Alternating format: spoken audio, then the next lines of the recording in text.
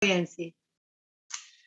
Bueno, les comento un poco qué es lo que vamos a dar y cómo queda el resto de las clases, porque esto ya queda poquito. Los temas que nos quedan por dar, hoy vamos a dar la primera parte de estatutos especiales. Dentro de estatutos especiales, nosotros vemos 4 estatutos, que es el derecho agrario y viajante de comercio, que los vamos a ver hoy. Y por el otro lado tenemos la construcción y el trabajo en casas de familia, el servicio doméstico, que lo van a ver el jueves de la semana que viene, porque ahora no tenemos clase ni jueves ni lunes por los feriados, así que lo van a ver el jueves de la semana que viene con la doctora Guaya. Y después ya las clases que nos quedan, que son pocas, nos quedan 2 clases para ver ley de riesgo de trabajo, que lo van a ver conmigo, 2 clases de derecho procesal laboral, que lo van a ver conmigo, y 2 clases de derecho colectivo, que lo van a ver con el doctor Yedro. Salvo algún cambio de último momento, todo va a ser así. La idea después es ver si podemos coordinar a lo mejor alguna clase general de repaso y demás. Así que bueno, medianamente ese es el panorama. Ya estamos en hora, así que vamos a comenzar con la clase de hoy. Bueno, ¿alguien sabe de qué se tratan o tiene idea de qué se tratan los estatutos especiales? ¿Algunos de ustedes, de los oyentes?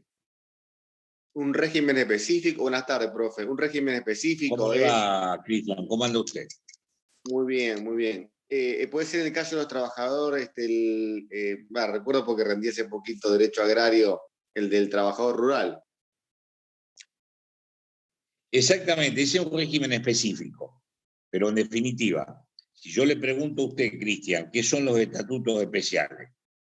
Usted me va a tener que contestar que son cuerpos normativos que se encargan de regular exclusivamente al personal de determinada arte, profesión u oficio.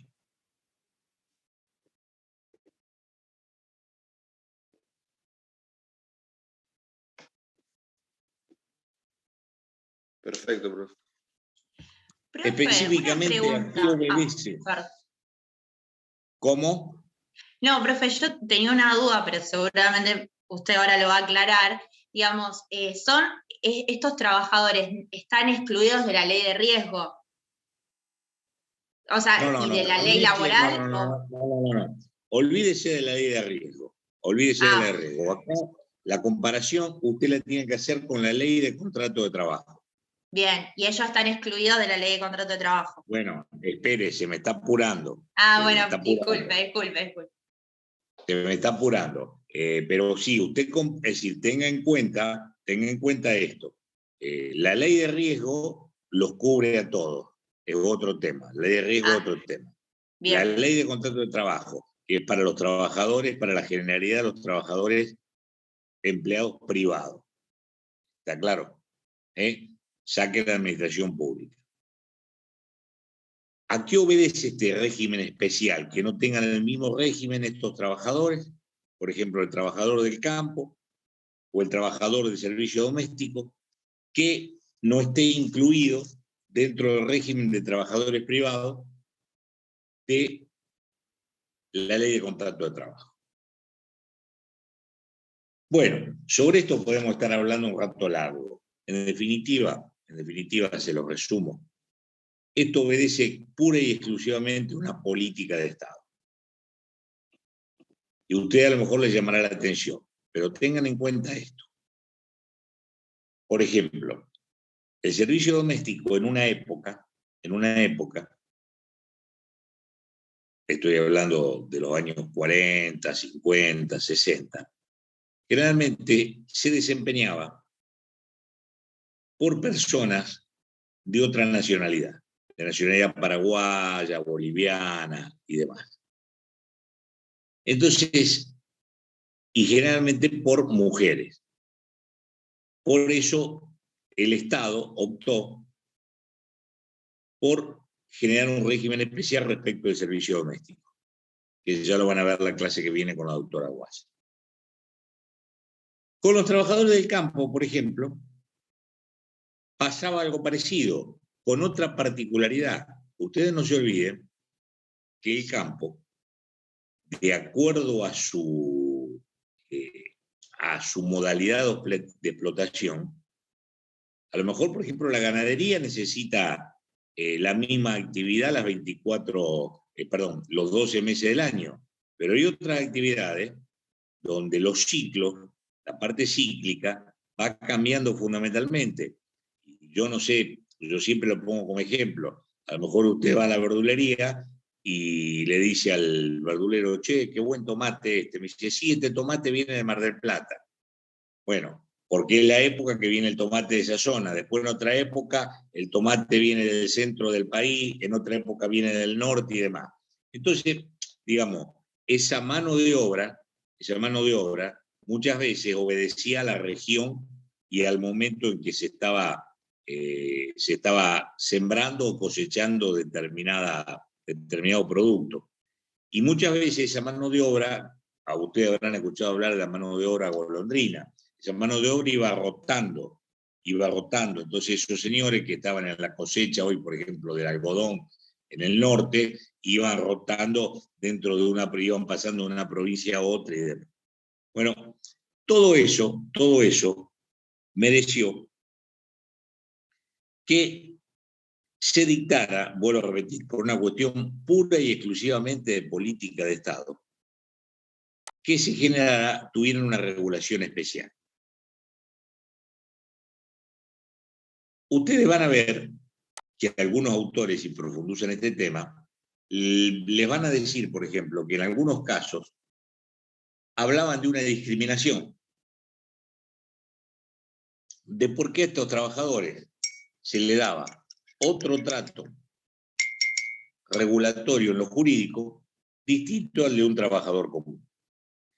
Y, por ejemplo, en el caso del servicio doméstico, se decía que había una doble discriminación. Que, por ejemplo, se discriminaba, primero porque era un trabajo que en general lo cumplían las mujeres, ya había una discriminación. Y segundo, porque ese trabajo era efectuado en un momento por gente de otra nacionalidad. Y también había otra discriminación. Bueno, ustedes van a leer y van a encontrar teoría y demás, y eso fue avanzando a través del tiempo y fue modificándose a través del tiempo. Hoy ya el tema no es tan así como era en esas épocas o como hablaban esos autores. Pero vuelvo a repetir, la dinámica social, la dinámica de la evolución del trabajo ha llevado a que se dictaran esta regulación específica. Si ustedes quieren anotar para que vean un poco la evolución, en el año 1956, se dicta el Estatuto del Servicio Doméstico, que recién se modifica después de mucho pesar y mucho avanzar en el año 2013. Ya lo van a ver específicamente. En el año 1958 se dicta la ley 14546, que es la del Estatuto del Viajante,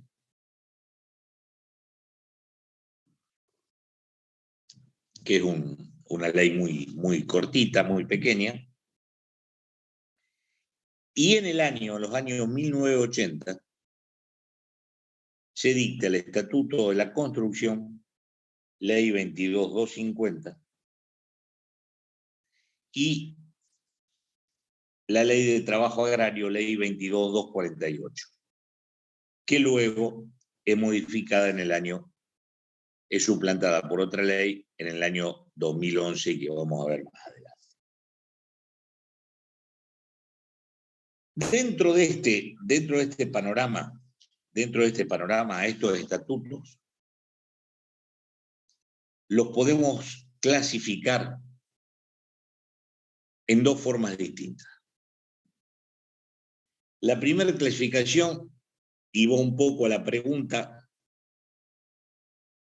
que me hizo la señorita cuando empezamos, la primera clasificación es aquellos estatutos que están donde excluyen directamente el régimen de la ley de contratos de trabajo. Y esto pasaba si ustedes van al viejo artículo 2 de la ley de contratos de trabajo, van a encontrar que decía específicamente que quedan excluidos de la aplicación de esta ley los empleados públicos, cosa que sigue vigente, y el servicio doméstico y los trabajadores agrarios, cosa que se modificó. Esa era una clasificación, es decir, los que incluían expresamente el régimen de la ley de contrato de trabajo. Y los otros, en el cual están incluidos dentro de la ley de contrato de trabajo que se aplica supletoriamente en el caso de un vacío legal, sujeto a la compatibilidad de dos presupuestos. Uno fáctico, que es la naturaleza y modalidad de la actividad, y otro jurídico como régimen de aplicación supletoria. Es decir, se los traduzco, para que se aplique la ley de contrato de trabajo supletoriamente debe haber algún vacío dentro de este régimen normativo y lo que dice la ley de contrato de trabajo no debe ir en contra de los principios de la naturaleza de esa actividad. Por ejemplo, ustedes van a ver la próxima clase cuando vean la construcción, y justamente voy al tema, ya que estamos, voy al tema de extinción que vimos hace poco con ustedes, se van a encontrar donde el contrato de la construcción se extingue por voluntad de cualquiera de las partes sin ningún tipo de obligación indemnizatoria por ninguna de las dos partes. Entonces, es decir, aplicar, por ejemplo, el artículo 245 de la Ley de Contrato de Trabajo en ese caso, o el preaviso, es imposible porque no se compadece con la naturaleza del régimen. Sí podemos aplicar otros artículos supletoriamente, pero ese no. Pero eso ya lo van a ver también la clase que viene cuando vean la construcción. Profe. Y la otra división, esta es una, y la otra división que se puede hacer es en supraestatutos o infraestatutos. Los supraestatutos son aquellos que poseen mejores condiciones para los trabajadores que los que se encuentran dentro del régimen de la ley de contrato de trabajo. Entre ellos podemos mencionar el Estatuto del Viajante, que ya vamos a ver. Podemos mencionar el régimen de los futbolistas profesionales, el régimen del Estatuto del Periodista, que tiene mejores condiciones, por ejemplo, para el preaviso y demás, para la indemnización por antigüedad. Y dentro de los infraestatutos, que son los que tienen condiciones inferiores a las de, para el trabajador, a la ley de contrato de trabajo, tenemos específicamente el Estatuto de la Construcción. Ustedes se van a encontrar, si leen un poco el tema, con que hay autores que están en contra de que el estatuto tenga una autonomía rabiosa, ya que hay ciertas reglas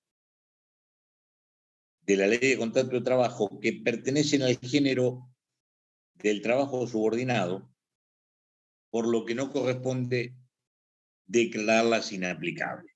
Y cita el caso específicamente de la prescripción. Bueno, en definitiva, este es el panorama sobre lo que son los estatutos. ¿Alguna preguntita? Profe, a mí no me quedó claro la parte de los contratos que excluyen a la ley de contrato de trabajo. Había dicho que el trabajo agrario excluía la ley de contrato de trabajo. Exactamente. Si ustedes leen, usted lea la ley de contrato de trabajo antes de la última reforma, de que se sancionara la ley de servicio doméstico y la ley de sancionar el delito doméstico y la nueva ley de trabajo agrario, y en el artículo 2 decía que excluía específicamente del régimen de la ley de contrato de trabajo, ya sea en forma directa o supletoria, a los empleados públicos, cosa que todavía se mantiene, y al servicio doméstico y a los trabajadores agrarios. Eso vamos a ver que se modificó. O sea, los trabajadores agrarios ahora sí se pueden... Ahora lo vamos a ver específicamente, exactamente. Ahora lo vamos a ver Eso quería específicamente. preguntar porque estaba viendo el régimen de trabajo agrario y en el artículo 2 decía que supletoriamente se aplicaba. Claro, bueno, justamente por eso, yo más o menos le estoy dando un panorama, inclusive con esto, fíjense que esa discusión prácticamente en cuanto a los principales estatutos ha quedado de lado. Porque, es decir, ¿a quiénes se excluye? A los trabajadores públicos, seguro, los trabajadores públicos no cuentan el mismo régimen, la ley de contrato de trabajo con los trabajadores privados, pero punto. Profe, y en ese caso, ¿por qué Sí. se rigen por los convenios colectivos? El convenio No, colectivo del empleado público. No, los empleados públicos tienen su propio régimen, el régimen de empleo público. Acuérdense que yo el otro día les hablé de la estabilidad propia y la estabilidad impropia.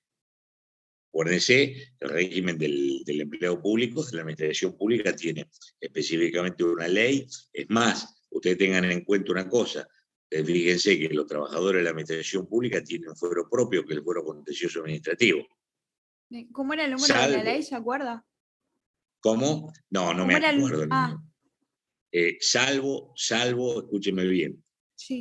En materia de accidentes de trabajo, la Corte de la provincia dijo que en caso de accidente de trabajo de empleados públicos, sí debe intervenir la justicia laboral ordinaria. Es el único caso. Si no, interviene la justicia contencioso administrativa. ¿Está claro? Pero recuerden esta diferencia también, que yo le marqué la semana pasada. Un empleado público tiene lo que se llama la estabilidad propia.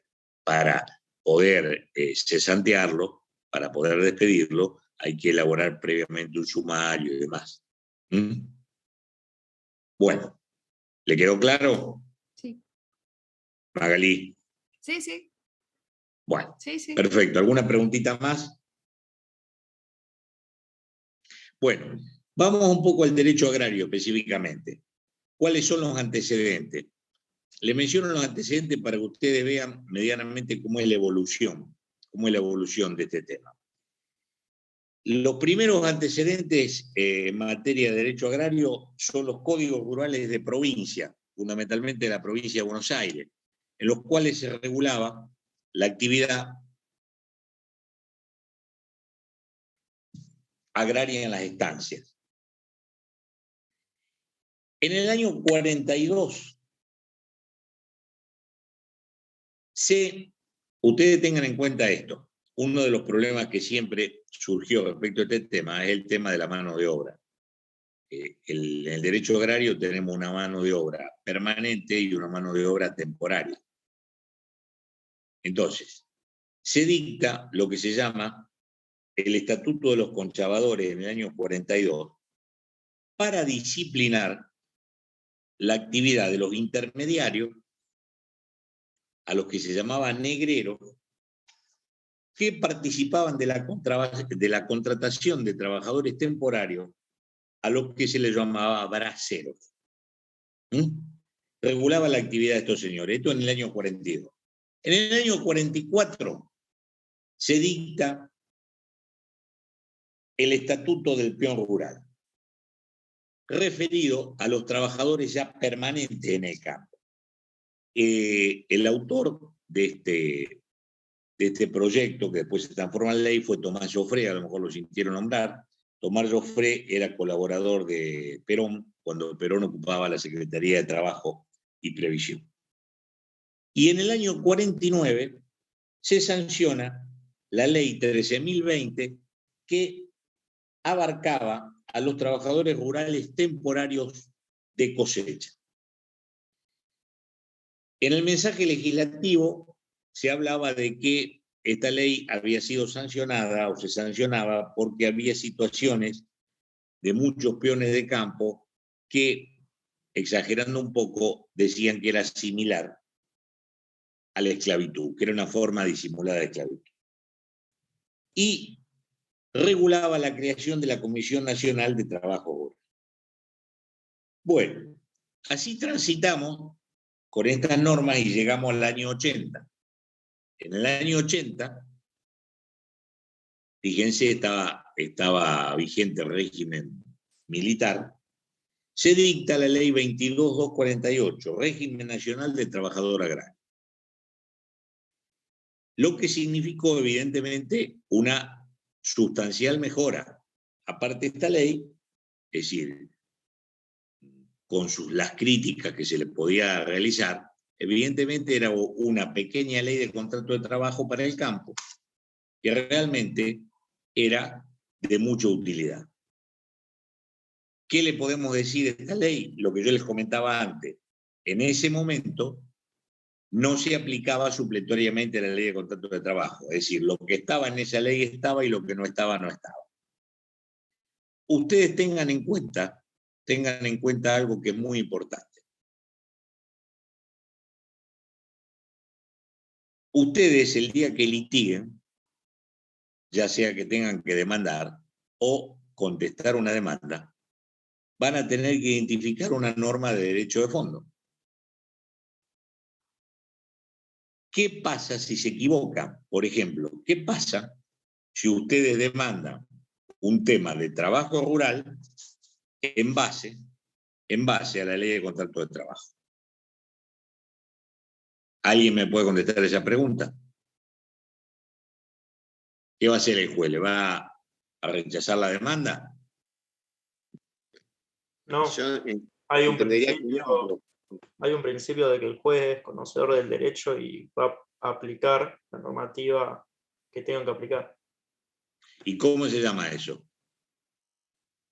Iura novit curia. Exactamente, muy bien, Genaro, exactamente. Es muy importante por el iura novit curia. Es decir, usted tenga presente esto. El juez, en materia de hechos, ya lo vamos a ver cuando veamos procesal, pero en materia de los hechos, tiene una especie, para algunos autores le llaman un círculo de hierro del cual no se puede salir. En cuanto al derecho, tiene la facultad del iura novit curia de aplicar el derecho que considere que es conveniente y determinante para el caso. Profe, claro. Eso porque se dice que lo que se dice que los hechos corresponden a las partes y el derecho corresponde al juez, ¿es un poco por eso? ¿O? Exactamente. Lo que pasa, por ejemplo, hay cuestiones que están en una zona gris. Por ejemplo, claro, en materia de solidaridad.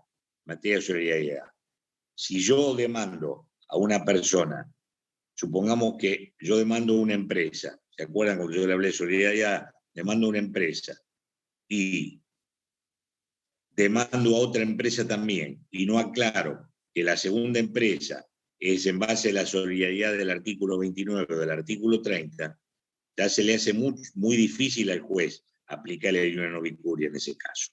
Eso está dentro de una zona gris.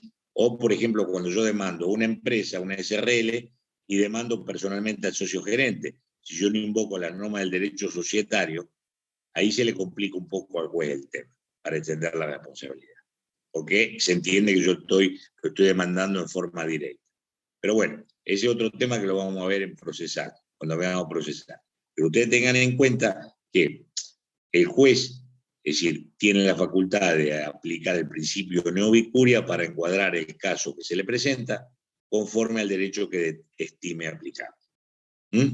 A mí me ha pasado, por ejemplo, que me ha introducido acá en la ciudad de Rosario, hay muy poca demanda de derecho agrario. Pero me ha pasado que, es decir, me han demandado en zonas rurales por la ley de contrato de trabajo. Entonces, fundamentalmente, quinteros de la zona de Pueblo Ester, de Arroyo Seco y demás. Entonces, en ese caso, apliqué directamente la ley de trabajo agrario. Bueno, ahora vamos a la nueva ley de trabajo agrario. La ley 26727 del 21 de diciembre del 2011. Y acá viene algo que es muy importante. ¿Qué hace esta ley? Esta ley, como primer tema y sustancial, modifica el tema de la no aplicación de la ley de contrato de trabajo. Inclusive, es decir, en un artículo, modifica específicamente la ley de contrato de trabajo en cuanto no aplica el famoso artículo 2 que yo le nombraba recién. Ustedes tienen que leer el artículo 2, inciso B, el artículo 104 y el artículo 100. De la conjunción de esos tres artículos surge la aplicación supletoria de la ley de contrato de trabajo. ¿Qué dice el artículo 2? Dice lo siguiente: fuentes de regulación. El contrato de trabajo agrario y la relación emergente del mismo se regirán. Y voy al inciso B. Por la ley de contrato de trabajo, sus modificatorias y o complementarias, la que será de aplicación en todo lo que resulte compatible y no se oponga al régimen jurídico específico establecido en la presente ley. Es el artículo 2. El artículo 104 dice: modifica el régimen de trabajo agrario, sustitúyase el texto del inciso C, artículo 2 de la ley de contrato de trabajo, donde habla de los trabajadores agrarios, y los incluye supletoriamente. Y el artículo 100 habla de que la ley de contrato de trabajo, sus disposiciones y esta ley son, las disposiciones de esta ley son de orden público y excluyen las contenidas en la ley de contrato de trabajo en cuanto se refieran a aspectos de la relación contemplada conforme lo establecido en el artículo 2.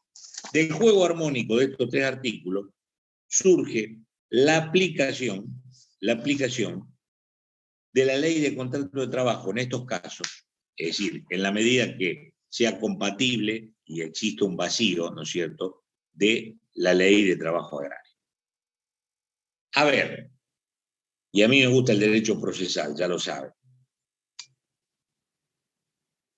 ¿En qué les parece, en base a lo que ustedes vieron, en la ley de contrato de trabajo, qué consecuencias trae, qué es lo que se puede aplicar de la ley de contrato de trabajo respecto del trabajador agrario? ¿Qué institutos de lo que ustedes ya vieron? ¿Y el caso de la indemnización, profe? ¿Me parece la indemnización? El caso de la indemnización remite en muchos casos la ley al artículo 245 de la ley de contrato de trabajo. Perfecto. Pero hay un instituto que es fundamental, que lo vieron cuando hablamos de contrato.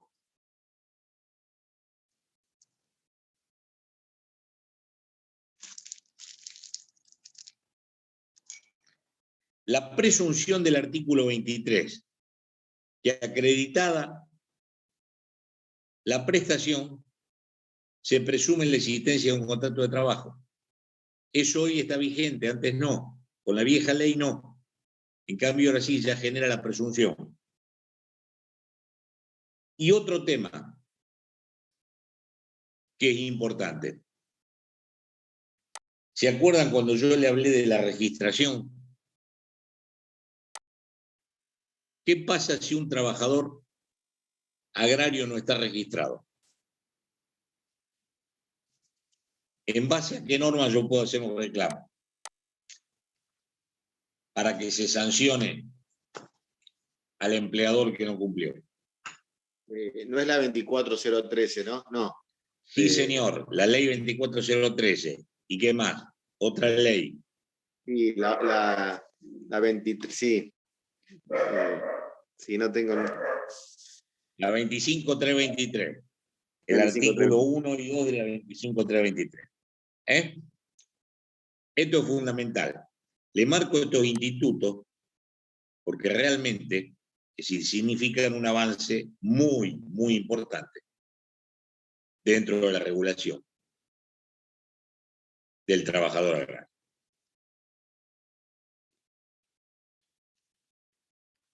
Bueno, sobre las críticas a esta legislación, es un tema que lo dejamos, yo generalmente lo doy en los posgrados, lo dejamos de lado, porque sería entrar dentro de un tecnicismo que excede. El día que ustedes hagan un posgrado ya lo van a ver. Vimos que la incorporación más destacable del nuevo régimen es la fuente de regulación que tiene que incorporar la ley de contrato de trabajo. El artículo 2 describe la fuente, después habla de convenios y acuerdos colectivos, celebrados y laudos con fuerza de tales, las resoluciones de la Comisión Nacional de Trabajo Agrario y Comisión Nacional de Trabajo Rural, que son las autoridades de aplicación, la voluntad de las partes y los usos de costumbre. Acuérdense cuando vimos en el artículo 2 fuentes, más o menos repite lo mismo, ya que esto no varía mucho. Ahora bien, vamos a la definición de trabajo agrario. Y acá tenemos que ir al artículo 11. Y nos vamos a encontrar con que la nueva ley trae algunas particularidades. Y dice lo siguiente. Habrá contrato de trabajo agrario, cualquiera sea su forma o denominación, siempre que una persona física se obligue a realizar actos, ejecutar obras o prestar servicio en el ámbito rural, mediante el pago de una remuneración a favor de otra y bajo su dependencia, persiguiera esta o no fines de lucro, para la realización de las tareas propias de la actividad agraria en cualquiera de sus especializaciones, tales como la agrícola, pecuniaria, forestal, avícola, apícola, hortícola u otras semejantes. Bueno, ustedes van a ver acá que, primero, en este concepto se sigue un poco el lineamiento de la ley de contrato de trabajo, ¿no es cierto? Se habla de la dependencia, del pago de la remuneración, por lo tanto no se presume gratuito, y habla de las tareas propias de la actividad agraria, haciendo la ley una especie de ejemplo de las actividades que pueden ser, lo que no es taxativo porque habla de otras semejantes y demás. Porque, por ejemplo, un criadero de lombrices no estaría especificado ahí, estaría dentro de otras semejantes. Muy bien. ¿Qué pasaba? La ley anterior hablaba de tareas principales y accesorias. La nueva ley no dice absolutamente nada de lo que es la tarea principal y de lo que es la tarea accesoria. Y en el artículo 6 y en el artículo 5, describe lo que es la actividad agraria y el ámbito rural.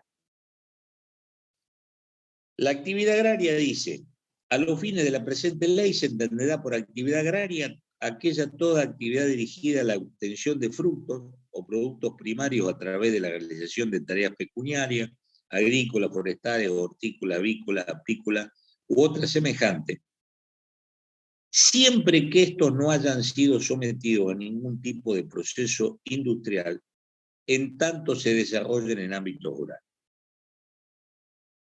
Tengan en cuenta esto. Y después define ámbito rural. A los fines de la presente ley se entenderá por ámbito rural aquel que no contare con asentamiento edilicio intensivo, ni estuviere efectivamente dividido en manzanas, solares o lotes destinados preferentemente a residencia, y en el que no se desarrollen en forma predominante actividades vinculadas a la industria, comercio, los servicios y la administración pública. Solo al efecto de esta ley se prescindirá de la calificación que efectuara la respectiva actividad comunal. ¿Qué extraemos de esto? ¿Qué extraemos de esto? Primero, que no se habla de una actividad principal y una accesoria. Ya hay algunos autores que critican en relación a esto con la ley anterior, porque la ley anterior hablaba de actividad principal y actividad accesoria. Pero fundamentalmente, ¿qué se toma? Un criterio predominantemente geográfico para determinar si una actividad es rural o no. Es decir, si yo tengo un vivero en el medio del campo, es una actividad rural. Ahora bien, si yo ese vivero lo tengo dentro del ejido urbano, no es actividad rural.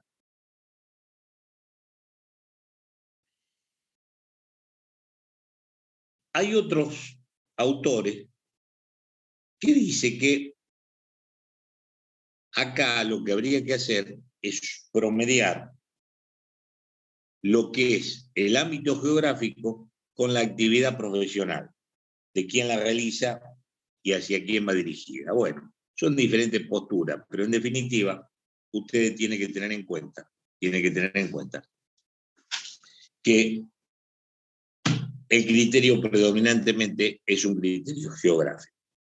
No se olviden de esto.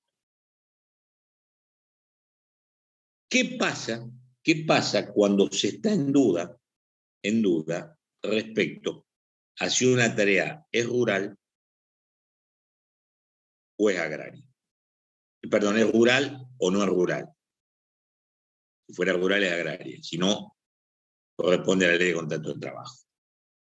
Dice que en caso de duda, es decir, la norma anterior decía que se estaría a la naturaleza de las tareas. La ley nueva no dice absolutamente nada. En definitiva, en caso de dudas, de acuerdo al artículo 106 de esta nueva ley, el Ministerio de Trabajo, Empleo y Seguridad Social es el encargado de dirimir en caso de duda. Y ahora, ustedes vieron que yo le dije que la ley anterior hablaba de una actividad accesoria. En el artículo 7, donde habla de actividades Profe, incluidas, disculpe, ¿quién es el encargado de dirimir? el Ministerio de Trabajo. Ah, gracias. Le doy un caso muy particular. En el examen para jueces que se hizo para la ciudad de Santa Fe, se dio un caso del interior. Ahora el sistema se dan casos reales. Un caso que se suscitó en un juzgado del interior, en el cual un señor trabajaba en un criadero de gallinas, pero resulta que el criadero de gallinas estaba dentro del ejido urbano.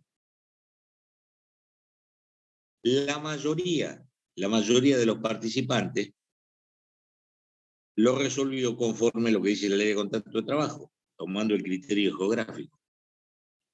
Y hubo otros postulantes que lo resolvieron por el trabajo rural, conforme al artículo 7 de actividades incluidas, que yo le voy a mencionar ahora, se lo voy a leer.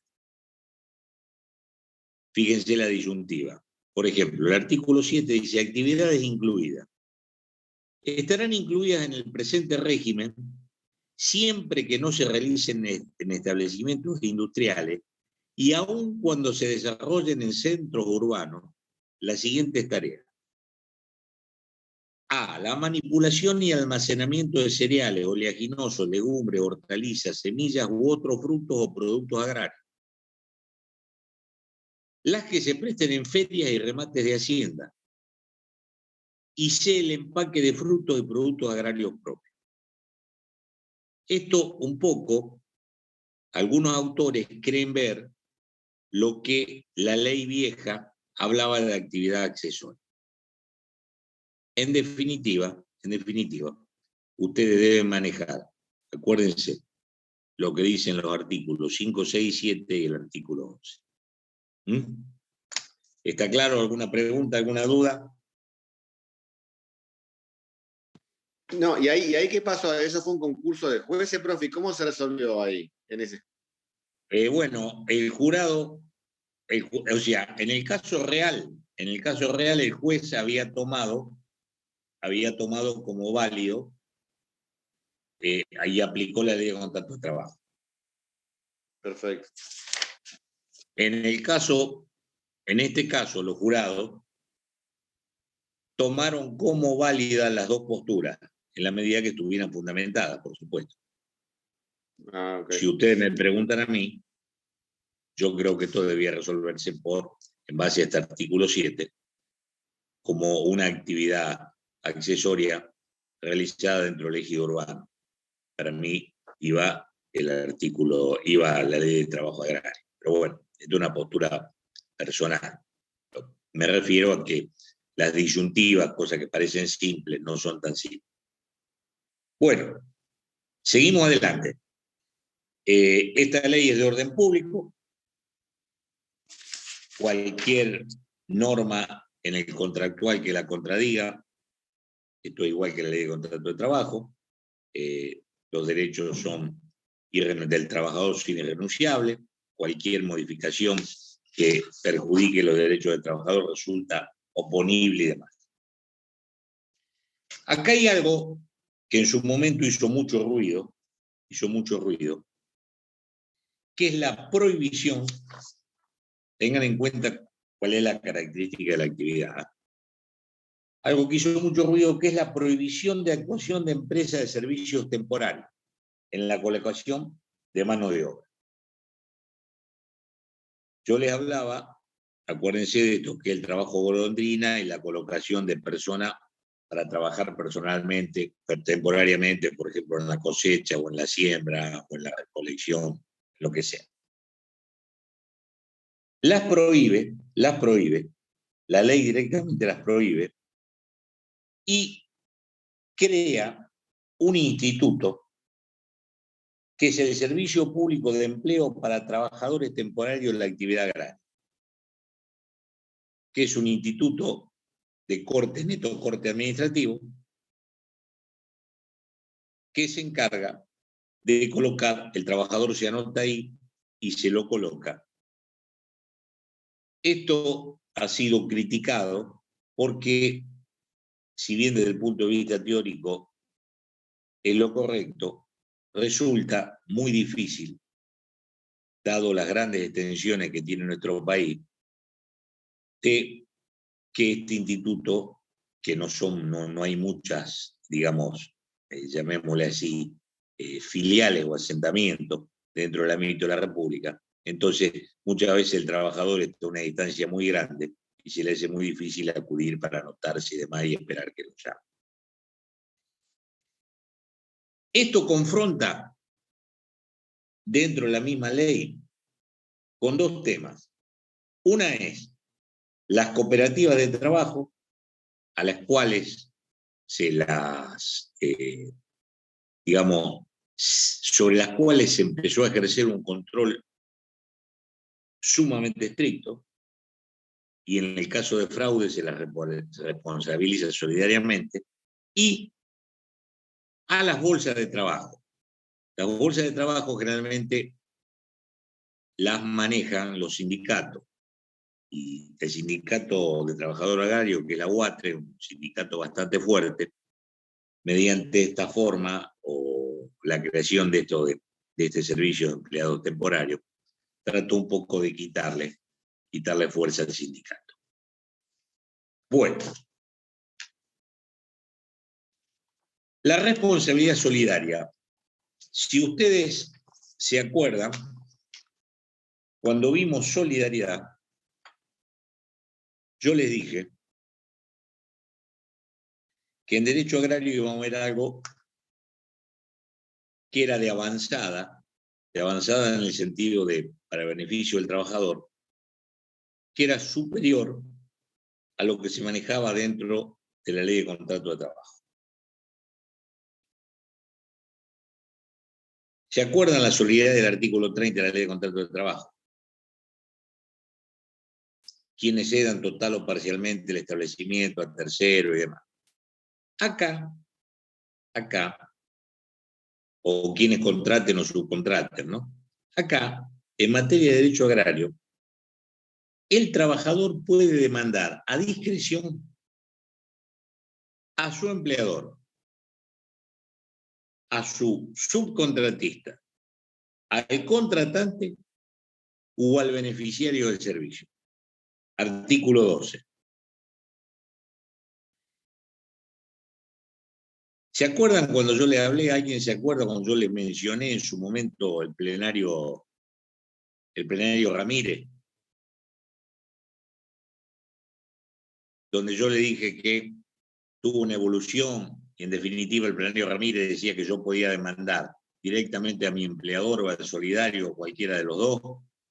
Bueno, esto se plasma acá en esta norma, en la norma del artículo 12.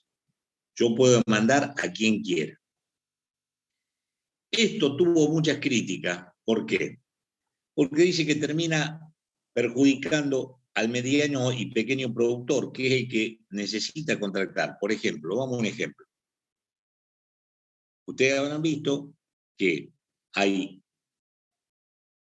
empleadores que se dedican a realizar la cosecha. Ellos tienen la maquinaria, van con su personal y realizan la cosecha. Entonces, yo que tengo una pequeña porción de campo, soy un pequeño productor, los contrato. ¿Qué pasa? Este empleador, este señor que viene con la maquinaria, tiene un problema con un empleado, ese empleado me puede mandar a mí directamente como solidario y prescindir de demandar a su empleador directo. Esto es una cosa que, es decir, si bien es un avance en algunos sentidos, en otros casos fue muy criticado.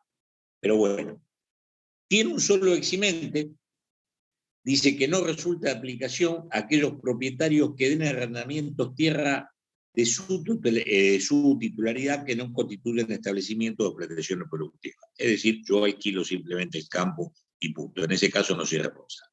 Pero en los otros casos sí. Y también el artículo 13 habla de grupo económico, que es similar al artículo 31, las normas del artículo 31 de la Ley de Contrato de Trabajo. Las modalidades contractuales. Tengan en cuenta este tema del artículo 12, porque yo lo sé preguntar en los exámenes. Tengan en cuenta el criterio para la definición, el criterio geográfico, que lo sé preguntar en los exámenes. Y tengan en cuenta las modalidades contractuales que vamos a ver ahora, que se suelen preguntar en los exámenes. Las modalidades contractuales son tres. Primero tenemos los trabajadores permanentes.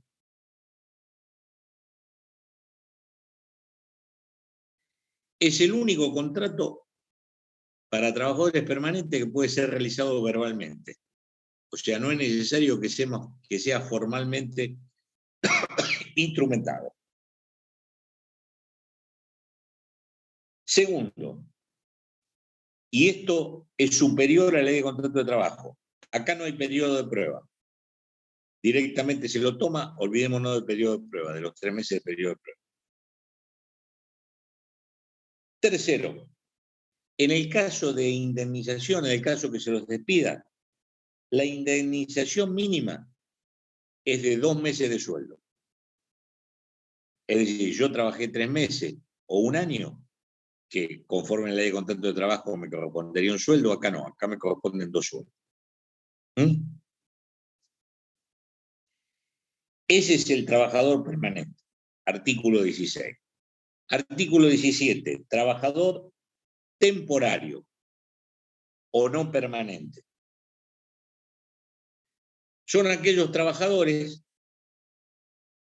que se dan por la necesidad cíclica o estacional de la explotación, por procesos propios, ferias, remates, tareas ocasionales o accidentales. Esto sí debe ser instrumentado, este contrato debe ser instrumentado en forma escrita y la prueba corre a cargo de quien lo alega, que generalmente va a ser el empleador, va a decir, no, mire, para mí fue un trabajador no permanente. Bueno, acompáñeme el instrumento donde está materializado. Este es una especie de trabajador, de un contrato de trabajador eventual, si lo tenemos que llevar a la ley de contrato de trabajo. En el caso de extinción, le corresponde la parte proporcional del aguinaldo y las vacaciones proporcionales. Y la tercera categoría es la del trabajador permanente discontinuo. Es una especie de trabajador por temporada. Es decir, yo, por ejemplo, todos los años, para la cosecha, contrato a este trabajador. O todos los años, para la siembra, contrato a este trabajador. Para algunos dicen que podría ser un contrato a plazo fijo. Yo me inclino más por el trabajo por temporada. Ahora bien, acá hay una discusión en la doctrina. ¿Qué pasa si yo un año contrato al trabajador, por ejemplo, para la cosecha, y al año siguiente, en vez de contratarlo para cosecha, lo contrato para la siembra? ¿Es un trabajador permanente discontinuo o no? Bueno, y ahí hay una discusión en doctrina y demás. Yo creo que acá hay que aplicar lo más beneficioso para el trabajador. Pero bueno, esto es una discusión doctrinaria y jurisprudencial. Estos trabajadores tienen iguales derechos a los trabajadores permanentes. Y en el caso de ser despedidos, tienen derecho a cobrar una indemnización, como el 245 de la Ley de Contrato de Trabajo, y aparte, daños y perjuicios conforme a los parámetros del derecho civil. Esto es una pregunta de examen, de estas diferencias y sus características. Profe. ¿Cómo es la remuneración de estos trabajadores? La remuneración la fija el Consejo Nacional de Trabajo Agrario. Acá no remite a paritaria. No puede ser inferior al salario mínimo vital y móvil. Y se fija por mes, por día o por hora. Puede ser también por tiempo o rendimiento, por unidad de hora. Tienen bonificación por antigüedad, que aumenta del 1 al 1,5 cuando tienen más de 10 años, y se prohíbe el pago en bonos, vales, ficha u otra moneda, o compensación con mercaderías y demás, salvo situaciones especialísimas. Por ejemplo, en el caso de que el trabajador esté en una zona sumamente despoblada y no tenga acceso a comprar determinadas mercaderías que le son necesarias para su subsistencia, con autorización de la autoridad de aplicación, o sea, la Comisión Nacional de Trabajo Rural, el empleador puede pagarle una porción de su salario, proveyéndolo de esas mercaderías, que lo debe hacer al mismo precio de lo que se encuentra en esa mercadería o de lo que cuesta en el mercado ordinario. Vuelvo a repetir, debe tener autorización de la autoridad de aplicación. Ustedes van a ver, es decir, ¿por qué se hace esto? Se prohíbe el pago en bonos, en vale o compensación con mercadería. Porque ustedes recuerden la vieja época, yo siempre cito esto como ejemplo, que la mayoría debe haber visto, de lo que era la forestal, donde en definitiva cuando iba a fin de mes el trabajador a cobrar, debía plata por todo lo que había sacado, todo lo que le había dado. Bueno, dentro de este régimen, también en muchos casos se incluye la vivienda del trabajador, que debe ser digna, debe mantenerse en condiciones de higiene y seguridad. En el caso de que este señor viva con su familia, esa, digamos, zona debe estar desmalezada, la zona aledaña a la vivienda, y en el caso que tenga hijos de diferentes sexos, debe tener diferentes habitaciones y demás. Esto en teoría, esto lo debe controlar la Comisión Nacional de Trabajo Rural. Bueno, es muy difícil de controlar en la extensión que tiene nuestro país. Inclusive siempre se da un problema, yo he visto varios juicios, en los cuales algún miembro de la familia, algún hijo, termina también demandando al patrón diciendo que trabajaba en él. La alimentación varía de acuerdo, por supuesto, al área geográfica, debe ser suficiente conforme la zona en que se encuentra y debe tener acceso a agua potable y demás. Lo mismo el traslado, cuando el trabajador tiene que recorrer distancias superiores a 3 kilómetros y no hay transporte público, el empleador debe proveerlo, es decir, llevarlo, ¿no es cierto? No le va a dar un auto para que vaya, pero si no lo tiene que llevar y transporte. La jornada estamos similar a la de la ley de contrato de trabajo, 8 horas diarias y 44 semanales, como máximo 9 horas diarias de lunes a sábado. La jornada nocturna no puede superar 7 horas diarias o 42 semanales. Y tiene el acceso al descanso semanal de las 13 horas del sábado hasta las 24 del domingo. Acá la ley es mucho más flexible que la ley de contrato de trabajo, teniendo en cuenta las características de la actividad. Yo siempre pongo como ejemplo, por ejemplo, se está realizando la cosecha y se avecina, hay el informe meteorológico que viene una tormenta muy fuerte. Entonces, bueno, el empleador puede solicitar al trabajador que trabaje a lo mejor todo un sábado y todo un domingo, porque el lunes viene una tormenta muy importante y puede arruinar la cosecha. Bueno, son situaciones flexibles. O, por ejemplo, tengan en cuenta el que trabaja en un criadero, a lo mejor de gallinas, donde tiene que estar permanentemente en actividad ese criadero, entonces puede exigir alguna cosita más y demás.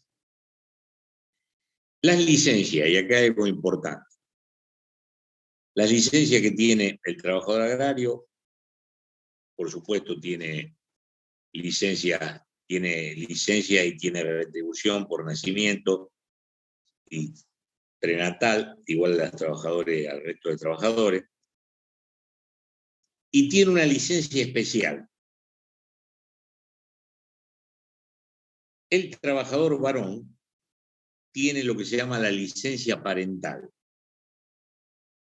con goce de haberes durante 30 días corridos. Esto algunos autores lo señalan como un salto revolucionario dentro de lo que es el derecho de trabajo, y puede utilizarse dentro de los 45 días anteriores a la presunta fecha de parto o dentro de los 12 meses posteriores. Esto es solamente para los trabajadores permanentes, por supuesto.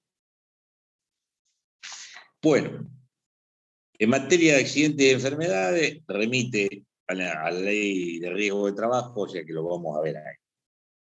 En el caso de enfermedad inculpable del trabajador, rige específicamente el artículo 208 y 211 de la ley de contratos de trabajo. Y en caso de incapacidad sobreviniente, la norma del artículo 212 de la ley de contratos de trabajo. En materia de seguridad social, acá hay una innovación. El trabajador se jubila a los 57 años de edad. Y acá la ley no marca diferencia de sexo. Necesita 57 años de antigüedad con 25 años de servicio y aporte. Esto ha recibido críticas de muchos autores porque dice que el desgaste físico del trabajador, evidentemente, es mucho mayor que la de un trabajador común o que trabaja en una oficina. Entonces, la reducción de 8 años, este hombre prácticamente se jubila y a lo mejor la jubilación no le alcanza y no tiene posibilidad de trabajar con esa edad. Tengan en cuenta esto, el desgaste físico de la vida de campo es bastante superior a la de un trabajador común, regido por la ley de contrato de trabajo. Entonces, este es un tema para tenerlo en cuenta. La jubilación por invalidez debe existir la reducción de la capacidad en un 60% más. En cuanto al trabajo de menores, mantiene el mismo régimen que la ley 26390 del año 2008, es decir, no tiene mayores diferencias con lo que ustedes vieron con la ley de contrato de trabajo, que prohíbe el trabajo de menores de 16 años, que necesitan autorización familiar a los mayores de 14 en explotaciones familiares y demás, la prohibición de trabajo peligroso e insalubre. Esto no modifica demasiado. Y finalmente nos queda que la autoridad de aplicación, el Ministerio de Trabajo y Empleo de Seguridad Social, en este orden piramidal, la Comisión Nacional de Trabajo Agrario y las comisiones asesoras regionales y la Comisión de Trabajo Rural. Y después existe un registro nacional de trabajadores y empleadores agrarios que se llama RENATEA, que son los encargados, es decir, de dictar las normas referentes al trabajo. El último temita acá que queda en el tintero, que yo también lo sé preguntar, es qué pasa si el trabajador se le otorgaba una vivienda para que viva él y su familia en el caso de la extinción del contrato de trabajo. ¿Había algún plazo para el desalojo? ¿Había algún plazo para ¿Hay algún plazo para que deje la vivienda y demás? La ley anterior contemplaba un plazo, era un plazo muy breve, un plazo de 15 días para que el trabajador dejara la vivienda, le daba ese plazo. La nueva ley no dice absolutamente nada. Por lo tanto, en el caso de que el trabajador no deje la vivienda, lo obliga el empleador a iniciar una acción de desalojo. La jurisprudencia y la doctrina lo que aconsejan es que cuando se celebre el contrato, ya sea escrito o verbal, se imponga una parte escrita, si el contrato fue verbal, en el cual se determine un plazo, generalmente tomando la base de la ley anterior, no inferior a 15 días, dentro del cual el trabajador debe dejar su vivienda en condiciones al empleador que va, por supuesto, a contratar nuevamente. Bueno, en definitiva, esto es lo atinente al trabajo agrario. ¿Alguna preguntita? Me quedó una Sí. duda, dos, pero una sobre lo último. Sí. Eso del plazo, cuando el empleador en el contrato redacta el plazo, lo tiene que homologar, le conviene homologarlo, ¿no? Mire, no homologarlo, lo que conviene fundamentalmente es inscribirlo. Es decir, usted lo inscribe dentro de la Comisión Nacional de Trabajo Agrario y Trabajo Rural y ese contrato está inscrito ahí. Entonces no va a tener ningún problema o va a tener un elemento hábil para el día de mañana si usted rescinde el contrato con ese trabajador y el trabajador no le deja la vivienda. Ustedes imaginen esto, ustedes piensen esto. El trabajador generalmente tiene hijos y a lo mejor tenga hijos menores, o a lo mejor tenga sus hijos y estos hijos tengan hijos menores, es decir, los nietos del trabajador. Entonces, se dificulta mucho tener que pedir o iniciar un juicio de desalojo, porque ustedes imagínense que si hay un juicio de desalojo van a aparecer organismos sociales donde van a decir, mira, acá hay menores viviendo, no los podemos dejar a la intemperie estos menores y demás. Entonces, todo un problema. En cambio, si lo tenemos materializado dentro de un acuerdo, el acuerdo laboral que no está prohibido, es decir, materializar dentro de un acuerdo contractual, el tema este de darle un plazo prudencial. Yo digo 15 días, se dice en un momento 15 días porque era lo que decía la vieja ley, pero pueden ser 30, 45, lo que pacten las partes. Yo creo que todo esto tiene que ver fundamentalmente dentro del ámbito de la zona. Es decir, porque no es lo mismo lo que puede pasar en un campo, por ejemplo, en Corrientes o en Misiones, a un campo en el sur, en pleno invierno. Entonces, bueno, creo que las situaciones son diferentes y es un poco lo que hay que tener en cuenta. ¿Eh? Okay, ¿Te quedó okay. claro? Sí, sí. Y ¿Alguna otra preguntita? la última del artículo 17 y 18 de la ley esta, no me queda Sí. clara la diferencia entre trabajo Arti- temporario y el permanente discontinuo, porque es como, hacen referencia al carácter estacional y cíclico de la actividad. Claro, el carácter temporario es, yo por ejemplo, lo contrato a usted para la cosecha del tomate. Punto, listo, se terminó. Lo contraté ese mes o esos 2 meses que dura la cosecha del tomate. Y se terminó. O supongamos que hay un control de plagas, viene una plaga que toma determinado sector del campo y yo necesito gente que se encargue de erradicar esa plaga. Entonces lo contrato, es decir, temporariamente, para que usted venga a hacer eso.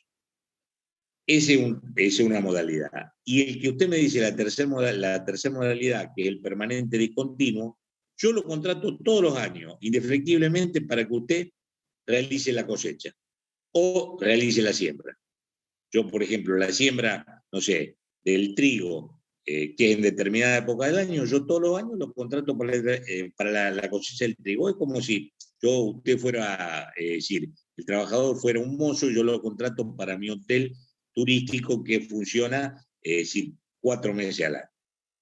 Está bien, profe. Listo, me queda claro. Gracias. ¿Entendido? Profe, una preguntita, disculpe. Ahora, Sí. en el caso del trabajador permanente discontinuo, si yo lo indemnizo, obviamente se toma por lo trabajado, efectivamente, se entiende, ¿no es cierto? O sea, por el tiempo trabajado por cada periodo estacional o por temporada. Exactamente, él va generando antigüedad, como lo que hablábamos del trabajador temporario, va generando antigüedad Claro. año a año. Me explico, Perfecto. por el periodo que trabajó. Pero acá hay algo particular, es decir, que es lo que yo le decía y que lo dice la propia ley. Este trabajador tiene derecho, si se lo despide sin causa, a reclamar daños y perjuicios. Lo dice específicamente la norma. Una consulta Sí. con respecto a eso mismo. Acá no está el principio de la primacía de la realidad. O sea, yo lo contrato temporariamente, pero cada todos los años. ¿No se presupone Sí. que es un permanente discontinuo? Por supuesto. No importa que diga el contrato. No importa, pero fíjense esto. Lo que yo le decía, acá se produce en la doctrina, en la jurisprudencia, una disyuntiva. Yo lo contrato todos los años a usted para la cosecha del maíz, por ejemplo, y está clarísimo. Ahora, ¿qué pasa? Yo lo contraté en el 2018 para la siembra del trigo, en el 2019 para la cosecha del maíz, en el 2020 para la siembra, supongamos, de la soja. Entonces, eso, ¿es permanente discontinuo o no? ¿Me explico? Yo, a mi criterio, en este caso, debo aplicar lo que es más favorable al trabajador, porque estoy en un caso de duda. Y yo considero que en este caso sería un trabajador permanente discontinuo. Pero bueno, usted va a encontrar jurisprudencia en provincia de Buenos Aires, fundamentalmente, o en La Pampa, donde esto tiene más, digamos, donde hay más casos, proliferan los casos de trabajadores agrarios, te va a encontrar diferentes posturas en eso. Yo creo que acá debo aplicar lo que es más favorable para el trabajador. Punto. Esa es mi postura. ¿Alguna otra preguntita?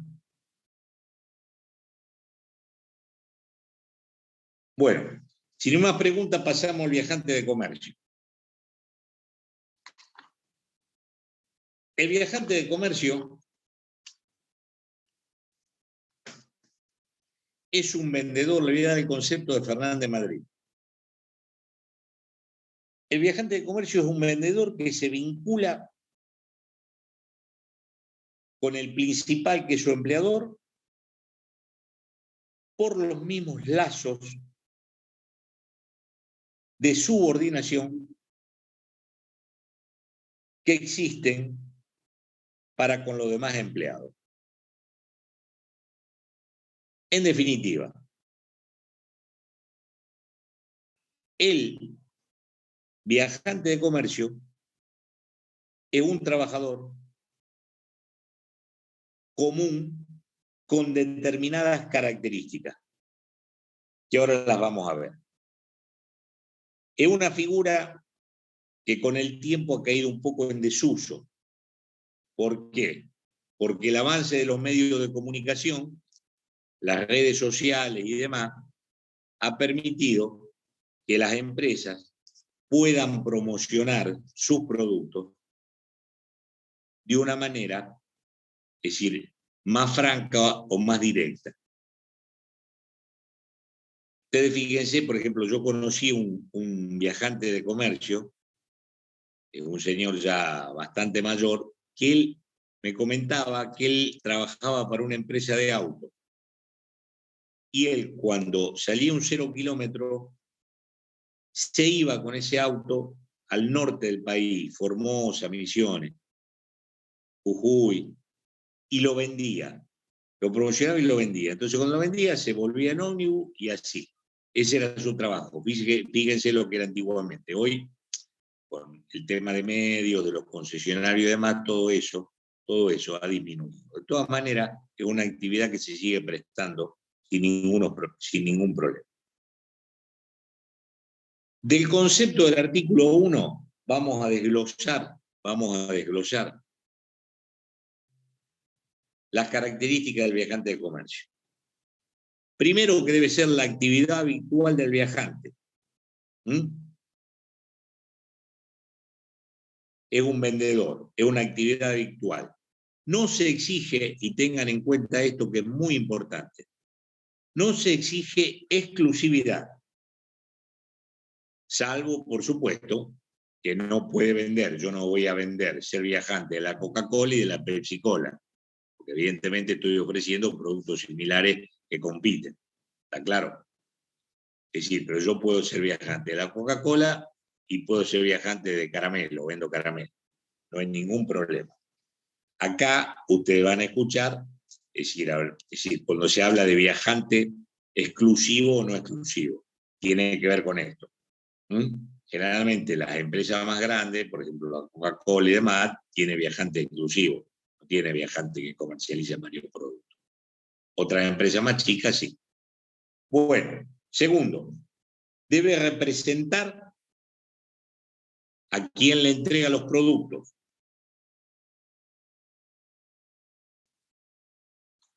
Tercero, para realizar negocios o concertar negocios relativos a sus representados.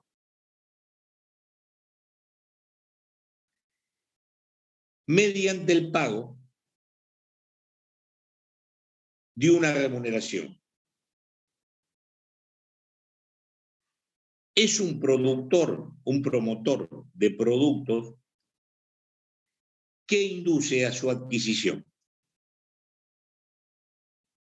Van a encontrar diferentes denominaciones.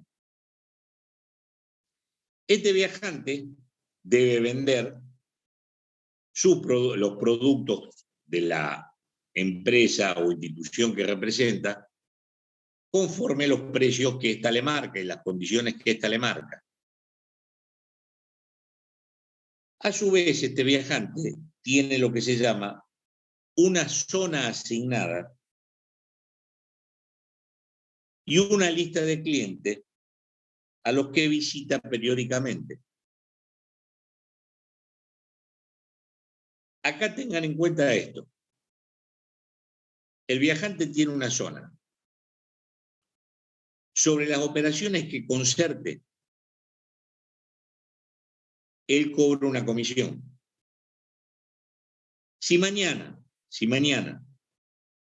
este viajante se enferma o está de vacaciones, supongamos que está de vacaciones, y la empresa produce una venta de productos a un comercio que está dentro de la zona de este viajante, este viajante tiene derecho a cobrar la comisión. Eso se llama comisiones indirectas.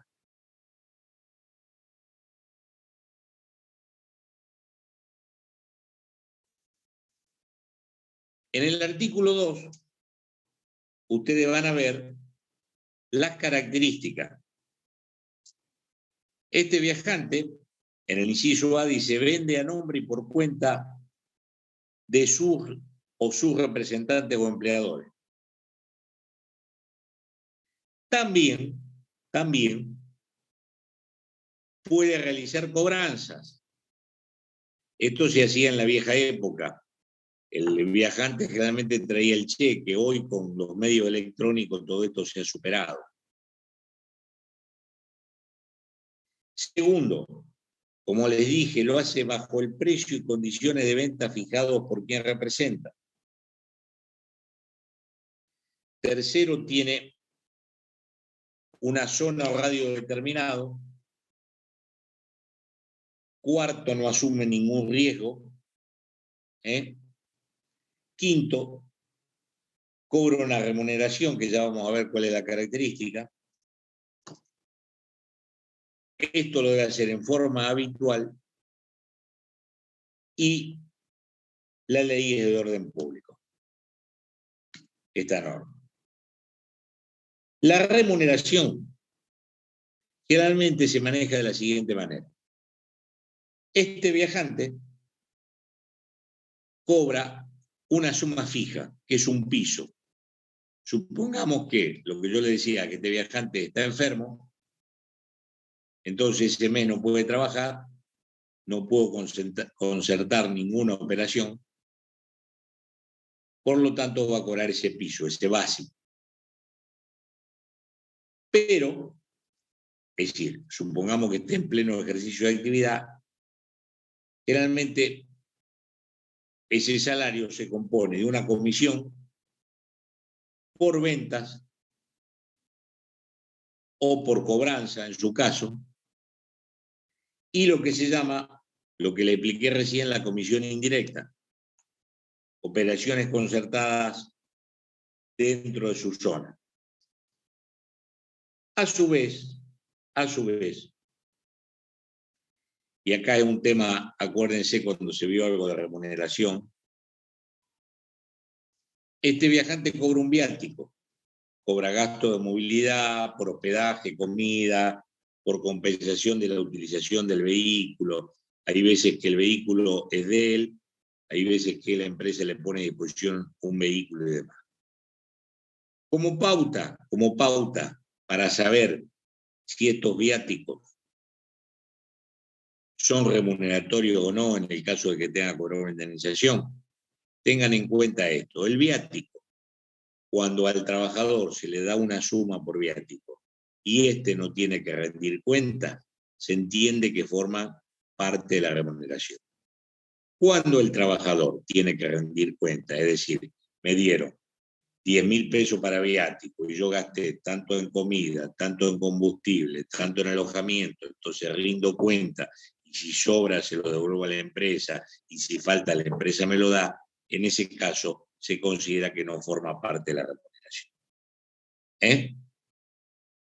Bueno, hasta acá un poco cómo es la actividad del viajante. Ahora tienen que tener en cuenta esto que es muy, muy importante.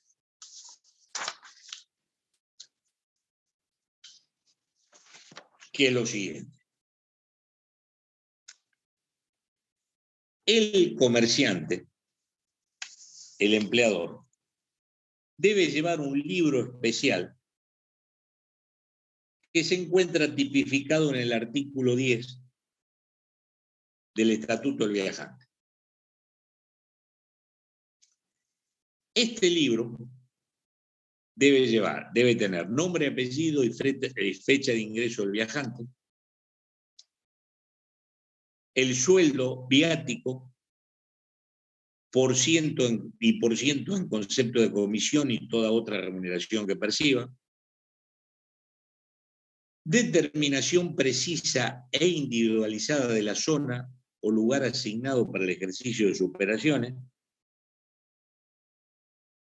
Las notas de ventas y comisiones que deberá conservar como libro de comercio durante 5 años.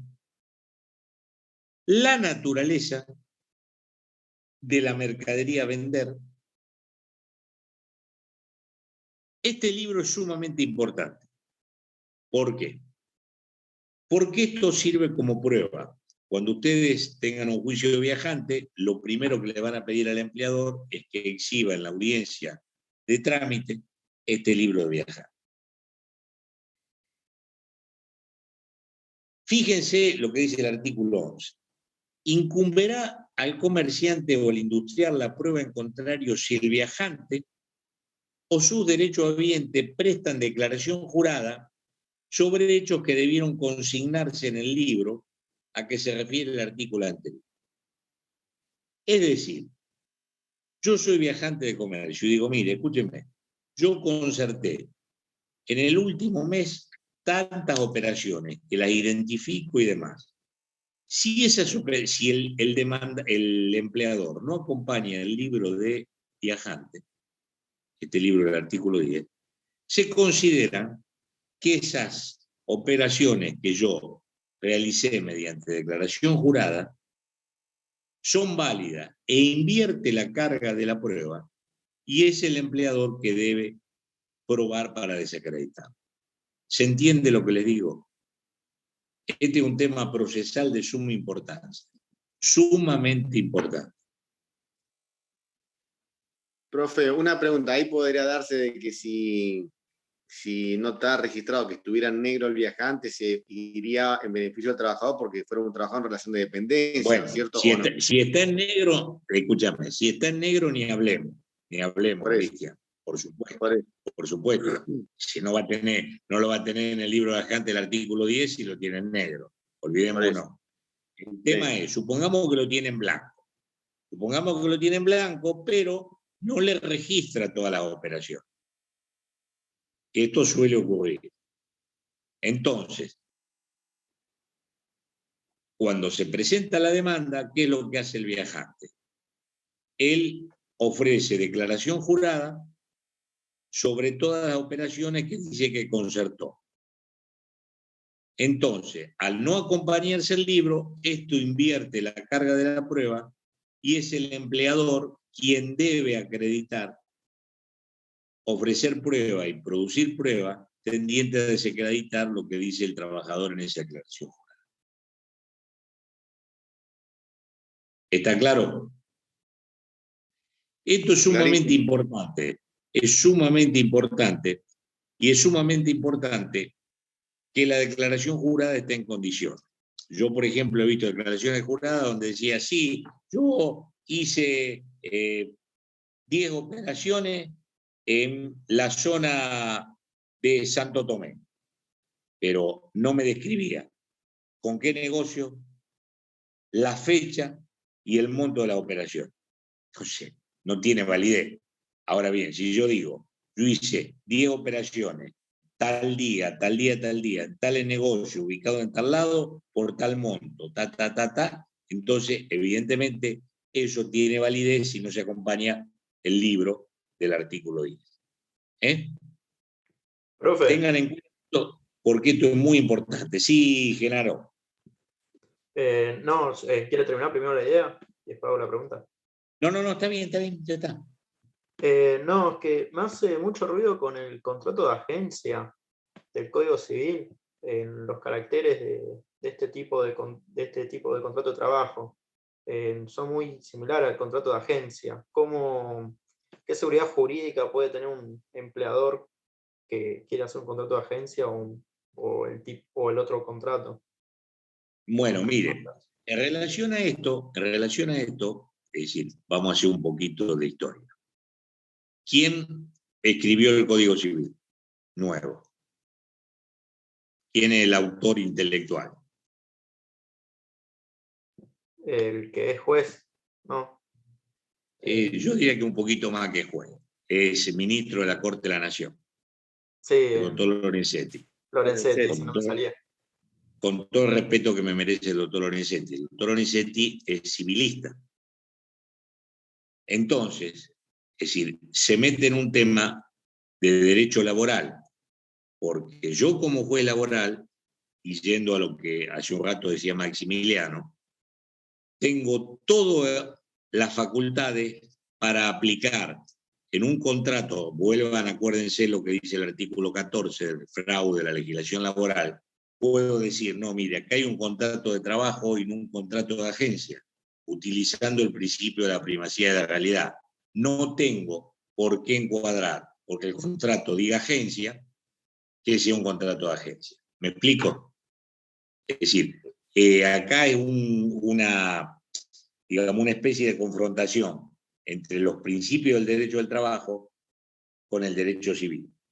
Para un juez de trabajo, por supuesto, prima lo que es el derecho del trabajo, los principios del derecho del trabajo. Entonces, realmente esto recibió muchas críticas de los laboralistas, porque no se puede encuadrar, es decir, porque diga contrato de agencia que no haya relación laboral. Es lo mismo que entonces yo digo, contrato de locación de servicio, está listo, dice contrato de locación de servicio, no hay relación laboral. No, yo como juez tengo que analizar las circunstancias y utilizando el principio de la primacía de realidad, si realmente están los elementos tipificantes de un contrato de trabajo, independientemente del título, utilizando el artículo 14, independientemente del título que tenga el contrato, yo puedo determinar que es un contrato laboral. Por eso este tema del contrato de agencia, un tema, esto salió, ¿sabe por qué? Por las agencias telefónicas, las agencias que vendían celular. Tengan en cuenta los intereses que andan dando vuelta. Claro, entonces ahí, Profe, profe, convendría, el empleador le convendría ir a un fuero civil más que un fuero laboral. Si es Y el que... empleador va a querer ir a un fuero civil, por supuesto. El empleador va a querer un fuero civil, pero que le va a hacer el juicio va a ser el trabajador. Entonces el trabajador lo va a poner, va a decir, acá hay un contrato de trabajo, lo va a presentar en un juego laboral, ¿no es cierto? Y usted no se olvide que en materia de competencia, en principio, el juez debe atenerse a los hechos que se dicen en la demanda. Después le correrá traslado y el demandado le planteará una excepción de incompetencia que el juez va a hacer. Es decir, yo en este caso, una excepción de incompetencia sería una defensa de fondo, o sea que se va a ver al final del juicio, entonces al final del juicio el juez va a decir, no, mire, escúcheme, acá hay un contrato civil, vale excepción de incompetencia, punto. Este es un contrato laboral, rechazo la excepción de incompetencia y hago lugar y demás. ¿Me explico? Claro, claro, lo entiendo. Y lo último, profe, un viajante, un visitador médico, ¿vendría a estar acá en el estatuto de viajante? No, los visitadores médicos tienen un régimen especial y un convenio colectivo aparte.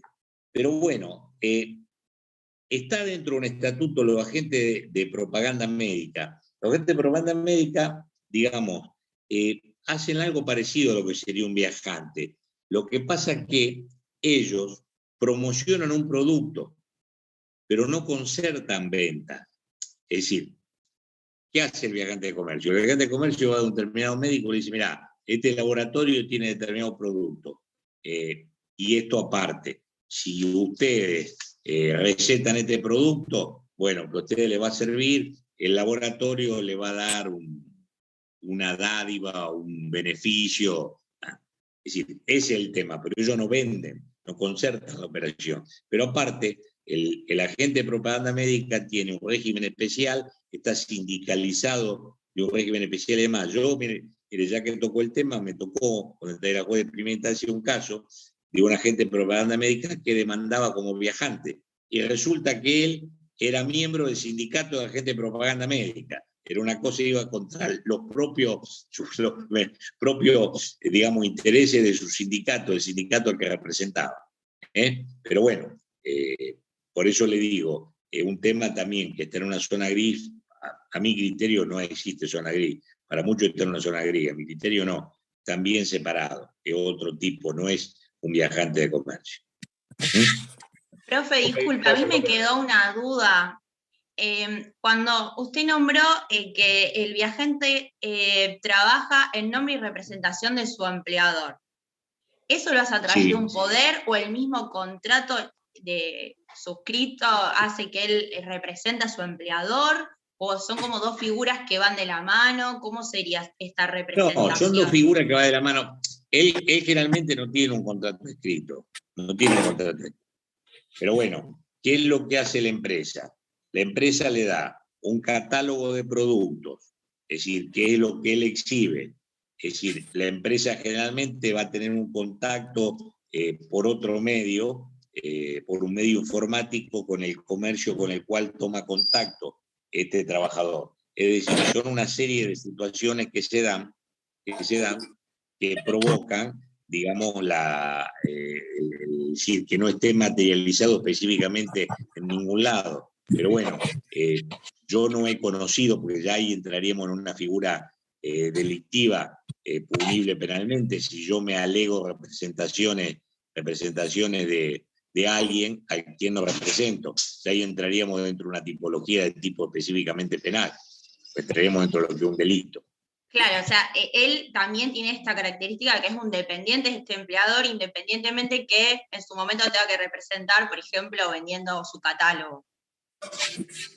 Supongamos que yo vendo Coca-Cola, un ejemplo, o vendo helado. Entonces voy y me presento con el catálogo, con los precios, con toda la publicidad, y se los exhibo. Generalmente se ofrece como prueba, por ejemplo, de viajantes en negro, situaciones de viajantes en negro, ellos traen el catálogo que tenían. Lo presentan como prueba, el catálogo que le daba la empresa. Es decir, él vende productos de la empresa a los precios con la facilidad y la modalidad de que le marca la empresa. Bien, perfecto, gracias, profe. Ahora me quedó claro. Bueno. Y finalmente, y esto también lo pregunto en los exámenes y ténganlo en cuenta, lo relaciono, es lo siguiente. Dentro de las indemnizaciones que cobra el viajante, hay una que lo diferencia de los demás trabajadores, que es la indemnización por clientela. El trabajador, eso está en el artículo 14, el trabajador debe tener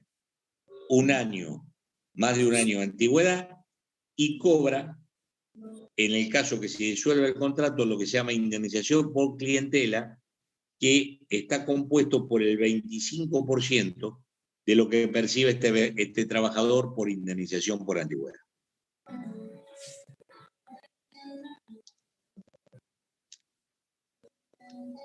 ¿Estamos? Es decir, entonces, por eso, cuando yo le hablé de supraestatuto, este del viajante sería un supraestatuto. Porque tiene beneficios superiores a los de un trabajador común. ¿Por qué se hace esto también? ¿Por qué tiene que ver esto? Porque esto incentiva que el trabajador siga tratando de captar más clientes. Me explico, porque el día que disuelva el contrato, mientras más clientes tenga, va a cobrar. Va a cobrar bien. Bueno, terminamos el temita. ¿Alguna preguntita más? Ay, Dios. Hay un micrófono prendido, no sé si alguien se da cuenta que...